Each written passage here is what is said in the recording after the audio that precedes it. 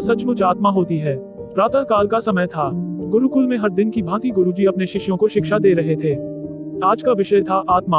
आत्मा के बारे में बताते हुए गुरुजी ने गीता का ये श्लोक बोला, नैन छिन्दन्ति शस्त्राणि नैन दहति पावकः न चैनक्लेदयन्त्यपो न शोषयति मारुतः। अर्थात आत्मा को न शस्त्र छेद सकते हैं, न अग्नि जला सकती है, न जल उसे गला सकता है और न हवा उसे सुखा सकती है। इस आत्मा का कभी भी विनाश नहीं हो सकता है, यह अविनाशी है। ये सुनकर एक शिष्य को जिज्ञासा हुई। वह बोला, किंतु गुरुवर यह कैसे संभव है? यदि आत्मा का अस्तित्व है, वो अविनाशी है, तो भला वो इस नाशवान शरीर में कैसे वास करती है और वो हमें दिखाई क्यों नहीं देती? क्या सचमुच आत्मा होती है? गुरुजी मुस्कुराए और बोले, पुत्र आज तुम रसोईघर से एक कटोरा दूध ले लेना और उसे सुरक्षित अपने कमरे में रख देना, और कल इसी समय वह कटोरा लेकर यहाँ उपस्थित हो जाना। अगले दिन शिष्य कटोरा लेकर उपस्थित हो गया। गुरुजी ने पूछा, क्या दूध आज भी पीने योग्य है? शिष्य बोला, नहीं गुरुजी, ये तो कल रात ही फट गया था।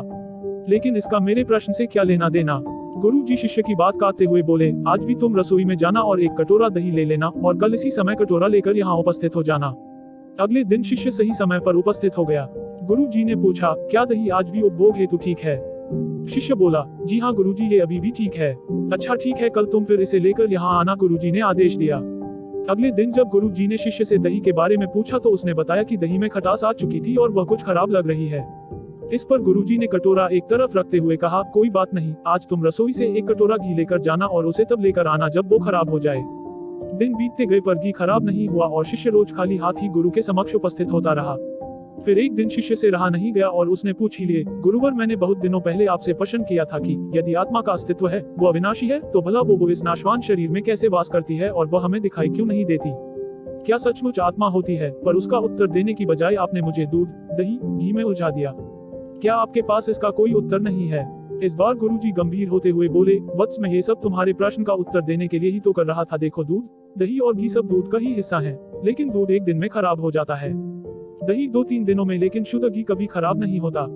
उद्धरण चिन्ह। इसी प्रकार आत्मा इस नाशवान शरीर में होते हुए भी ऐसी है कि उसे कभी नष्ट नहीं किया जा सकता। ठीक है गुरुजी, मान लिया कि आत्मा अविनाशी है, लेकिन हमें घी तो दिखाई देता है पर आत्मा नहीं दिखती। शिष्य, गुरुजी बोले, घी अपने आप ही तो नहीं दिखता ना। पहले दूध में जामन डालकर दही में बदलना पड़ता है, फिर दही को मथ कर उसे मक्खन में बदला जाता है, फिर कहीं जाकर जब मक्खन को सही तापमान पर घंटों पिघलाया जाता है तब जाकर घी बनता है।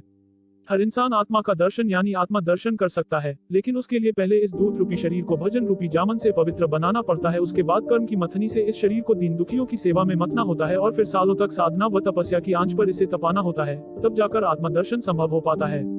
शिष्य गुरुजी की बात अच्छी तरह से समझ चुका था। आज उसकी जिज्ञासा शांत हो गई थी। उसने गुरु के चरण स्पर्श किए और आत्मा दर्शन के मार्ग पर आगे बढ़ गया। इसी तरह की कहानियां सुनने के लिए please share and subscribe my channel.